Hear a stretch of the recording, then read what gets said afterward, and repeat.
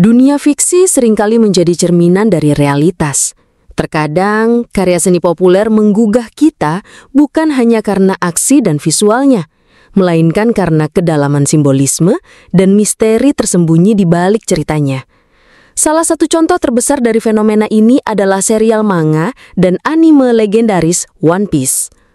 Jika kamu percaya bahwa kisah populer punya pesan tersembunyi yang lebih dalam, jangan lupa follow dan share video ini ke temanmu. Menurutmu, apakah One Piece terinspirasi dari kisah-kisah suci? Atau ini hanya teori tanpa dasar? Bagi penggemar beratnya, One Piece bukan sekadar cerita bajak laut. Ini adalah petualangan hidup, perjuangan melawan tirani, pencarian kebenaran, dan simbol-simbol spiritual yang tak jarang menyerempet ke wilayah yang mengejutkan, kemiripan dengan kisah-kisah para nabi, peristiwa dalam kitab suci, dan ajaran yang sangat mirip dengan nilai-nilai Islam. Apakah ini hanya kebetulan belaka? Atau justru penulisnya, Eiichiro Oda, secara sengaja menyisipkan pesan-pesan tersembunyi yang berasal dari tradisi-tradisi spiritual tertentu? Mari kita telusuri bersama. Dalam kisah One Piece, Joy Boy adalah sosok legendaris yang membuat janji kepada suku manusia ikan namun gagal memenuhinya. Dia dijanjikan akan kembali suatu hari nanti untuk memenuhi janji tersebut dan membawa perdamaian ke dunia. Konsep ini mengingatkan kita pada kisah Nabi Isa alaihi salam yang tidak mati tetapi diangkat ke langit dan diyakini dalam Islam akan turun kembali untuk menyempurnakan ajaran dan membawa keadilan di akhir zaman. Joy Boy adalah simbol harapan yang akan kembali. Dalam tradisi Islam, kedatangan kembali Nabi Isa juga adalah harapan besar. Kedua figur ini membawa beban sejarah, janji suci, dan masa depan yang penuh harapan. Kemiripannya terlalu spesifik untuk diabaikan. Zuneisha, gajah raksasa yang membawa negeri Zou di punggungnya, adalah makhluk yang dihukum untuk berjalan tanpa henti karena dosa di masa lalu. Dalam Al-Quran, surat Al-Fil menceritakan tentang pasukan gajah yang dipimpin Abraha yang ingin menghancarkan Ka'bah. Tapi gajah-gajah itu menolak maju ketika sampai di Mekah. Zuneisha tampak seperti versi modifikasi dari kisah ini. Ia bukan alat kehancuran, tetapi penjaga. Ia menjadi bagian dari sejarah dunia One Piece yang menyimpan rahasia besar. Apakah ini kebetulan atau Oda memang sedang menyampaikan simbol yang hanya bisa dikenali oleh mereka yang peka terhadap pesan spiritual? Im Sama adalah penguasa dunia yang sebenarnya, duduk di atas tahta kosong. Dia tidak dikenal publik, sangat misterius, dan mengontrol dunia melalui pemerintah dunia. Konsep ini memiliki kemiripan mencolok dengan sosok Fir'aun dalam Al-Quran yang tidak hanya mengaku sebagai penguasa tertinggi, tetapi juga Tuhan. Fir'aun mewakili tirani tertinggi dalam Islam. Im Sama dengan kekuasaan absolutnya yang tak terlihat mencerminkan bentuk penindasan global. Bahkan simbol Im Sama yang menghapus negara hanya dengan mencoret wajahnya sangat mirip dengan bagaimana Allah menggagalkan rencana-rencana para tiran dengan cara yang tak terduga.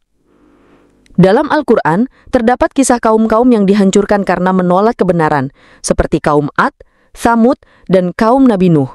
Mereka hancur karena kesombongan dan penindasan. Void Century dalam One Piece adalah masa yang dihapus dari sejarah. Kaum D seperti Luffy adalah keturunan dari kelompok yang melawan tirani. Apakah ini analogi terhadap kaum-kaum dalam Al-Quran yang dihancurkan dan para nabi serta pengikutnya yang tertindas tetapi pada akhirnya menang? Buster Call adalah metode penghancuran total oleh Angkatan Laut terhadap sebuah wilayah yang dianggap berbahaya. Dalam Al-Quran, azab yang datang kepada kaum yang zalim bersifat menyeluruh. Tidak hanya pemimpinnya, tetapi seluruh kota bisa hancur karena kesesatan massal. Apakah Buster Call adalah bentuk modifikasi dari konsep azab tersebut? Luffy, walau bukan nabi, memiliki karakteristik yang mirip dengan sifat para nabi. Jujur, berani, pantang menyerah, dan membela kaum tertindas. Mirip dengan Nabi Musa alaihi salam yang menghadapi Fir'aun atau Nabi Muhammad sallallahu alaihi wasallam yang bersabar terhadap kaum Quraisy. Luffy terus melawan tirani dengan hati yang bersih. Perjalanan Grand Line penuh tantangan ekstrim mirip dengan perjalanan spiritual manusia menuju Tuhan. Setiap pulau membawa ujian berbeda. Keserakahan, kekuasaan, ketakutan, pengkhianatan. Seperti dalam Islam, hidup adalah perjalanan penuh ujian dan setiap ujian membawa kita ke kedewasaan. Buah iblis memberikan kekuatan luar biasa, tetapi membawa kutuk, tak bisa berenang. Dalam konteks spiritual, kekuatan yang diperoleh dengan cara tidak biasa seringkali datang dengan harga mahal. Dalam kisah Nabi Adam, buah larangan membawa pengusiran dari surga. Di One Piece, buah iblis membawa kekuatan tetapi juga penderitaan. Setelah melalui banyak ujian, para bajak laut menuju dunia baru atau New World, tempat segala kemungkinan ada. Ini seperti simbol dari dunia akhirat yang dijanjikan kepada mereka yang bersabar dan berjuang. Dalam Islam, surga adalah balasan bagi yang taat dan bersabar dalam menghadapi dunia. Terlalu banyak kemiripan untuk dianggap hanya inspirasi umum. Tentu saja, Eiichiro Oda mungkin tidak bermaksud membuat cerita spiritual. Tapi apakah mungkin alam bawah sadarnya menarik cerita-cerita kuno dari berbagai tradisi, termasuk Islam? One Piece menjadi lebih dari sekadar petualangan.